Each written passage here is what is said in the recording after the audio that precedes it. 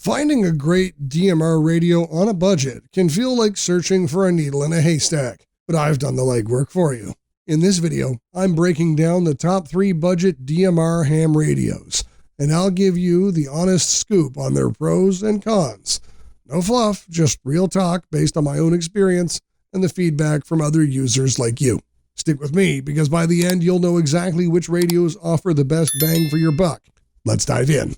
Number 3. Radioddity GD-77.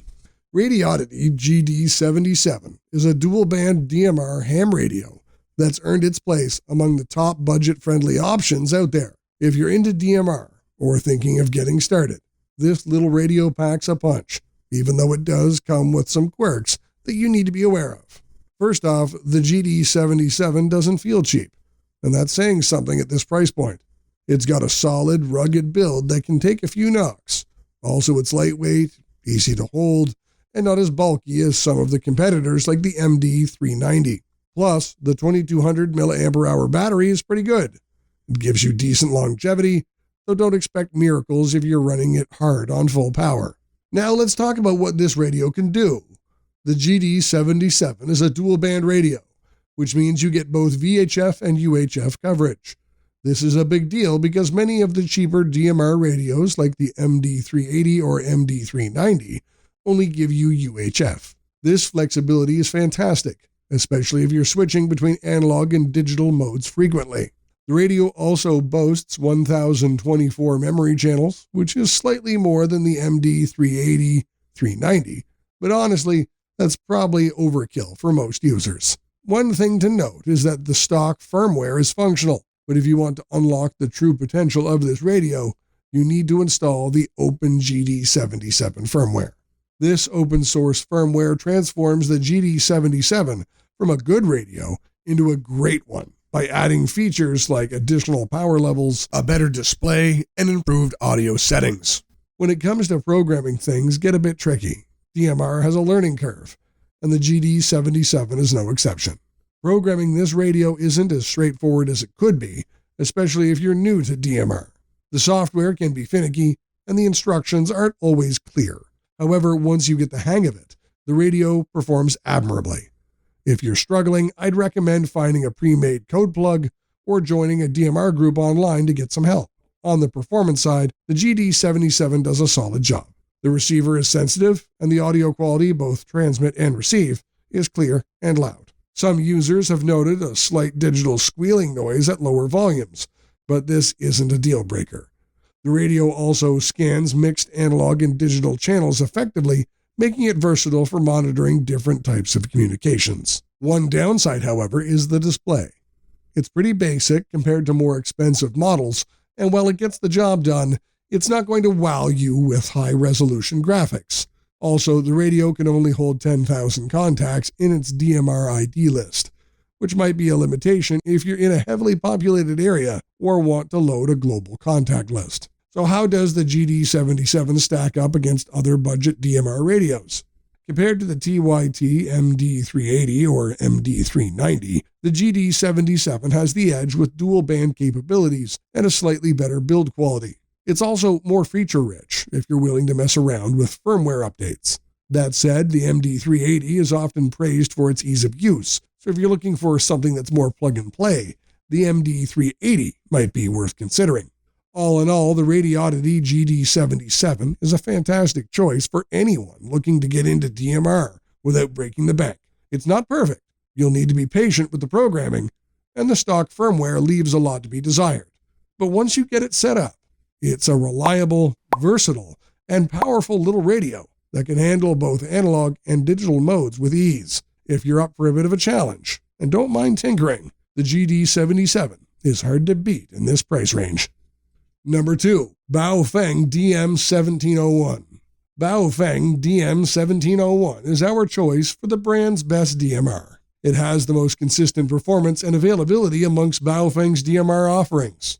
The company has made other forays into the DMR segment with the Baofeng UV5R themed DM5R, but that was unsuccessful. The newer iteration of this line, Baofeng RD5R, has input from Radioddity as well and looks promising.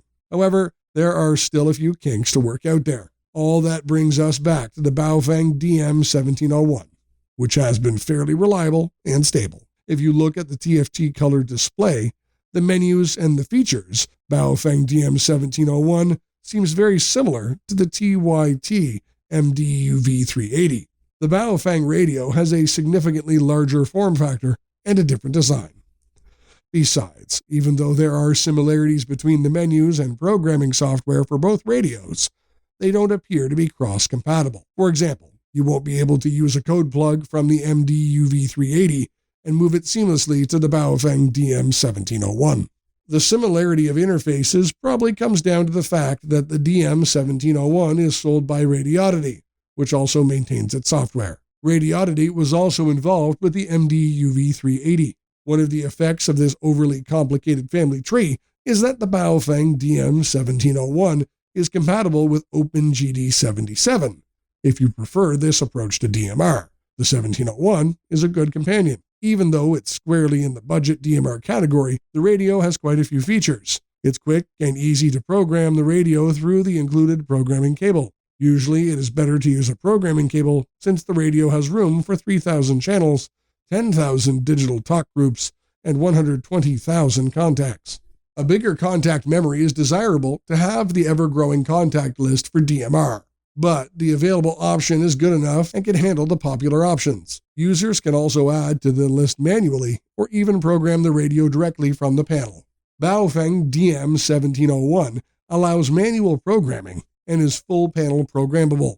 One downside of computer programming is that the software is only available for Windows. Mac and Linux aren't supported. As a DMR device, it is compatible with Tier 1 and Tier 2, making it very capable at communication. It switches between analog and digital modes easily. When in conventional analog mode, the radio works on the 2 meter and 70 centimeter bands, 136 to 174 MHz and 400 to 470 MHz. Its RF output is at 1 watt, 2 watt, and 5 watt. That's good enough and allows a good range of communication, assuming there's a DMR repeater within range. Power comes from a 2200 mAh lithium-ion battery, which is more than sufficient to allow a decent use time for the radio. Overall, Baofeng DM-1701 is a decent DMR radio with good features and an attractive price tag. Number 1. TYT MD380. Though presented as a low-cost radio, TYT Radio MDUV380 is a capable device. It might seem rough around the edges, but it runs on a solid platform and delivers good performance. The appearance of the TYT MDUV380 matches its budget roots. It looks plain, average at best, and its body could perhaps be better served with a sturdier feel. The front of the radio can be seen as 3 sections, each of which is roughly the same size. Going from the bottom to the top, the 3 sections are the keypad, the color display, and the speaker. One side of the radio holds the PTT and associated buttons, while the other has room for a conventional 2-pin connector for the mic and headset. The screen is bright and not very crisp, and shows relevant information clearly. The screen clearly is useful as you wade through menus or program the radio. MDUV380 is front panel programmable, and users can handle most of the functions right from the keypad. However, using the software can make several things move faster, like adding contacts to the radio. You'll need a programming cable for some setup options, though. TYT provides its own software to make this work, though users may try other firmware options as well. Notable specs on the radio include a dual-band VHF-UHF function, TDMA digital function, dual display, and dual standby. It is compatible with DMR Tier 1 and Tier 2, and can work with analog and digital combined. All these are very desirable features in a DMR radio, and quite impressive for a radio at this price range. To make things work smoothly for several hours, the radio draws power from a 2,000 mAh lithium-ion battery. The battery provides good backup, though charging it through the radio's cradle can take excruciatingly long. You should probably consider buying an additional battery so an option is available while the other battery gets charged. Of course, how long the battery lasts will also depend on the usage and power consumed by the radio. The transmit power here is 5 watt high and 1 watt low, although those who intend to use the radio as a hotspot can program it to go as low as 100 milliwatts. Overall, TYT MDUV380 is is a feature-rich and capable DMR handheld transceiver with a proven track record. It's fairly easy to use, and the radio runs on a tried, tested, and trusted system. So what do you think? Which of these is the best budget DMR radio for you? Or do you think another cheap DMR radio is better? Tell us in the comments below, and don't forget to like and subscribe. Have an awesome day.